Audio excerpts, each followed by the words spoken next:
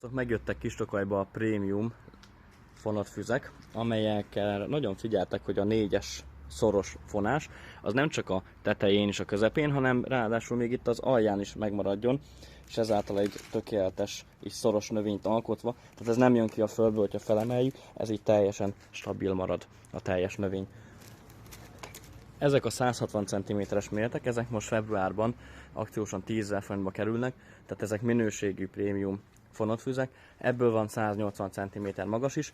amelyek már ráadásul sokkal nagyobb cserében érkeznek, tehát a 180-as kiültetve, mivel lentebb a cserébe hosszabb ideig van bedugva a szál, így gyakorlatilag kiültetve nem csak 160 centis lesz, hanem akár 170 centis, de egyébként ez egy nagyon gyorsan növő növény, és már hamarosan hozzák a leveleiket. Ezek ennél a minőségnél oda van figyelve rá, hogy a fagyás ne okozzon benne kárt, tehát ezek fagytól védett helyen voltak teljesen, és már látni, hogy hozzák a rügyeket, amelyek teljesen épek, duzzadtak, úgyhogy már mindenhol gyakorlatilag levél lesz 1-2 héten belül. Ha lenten nem szeretnénk levelet, akkor le lehet szedni, körömmel akár le lehet így szedni őket, vagy később snitzerrel, vagy mi egymással. A 180 cm-esek azok 14 000 forintba,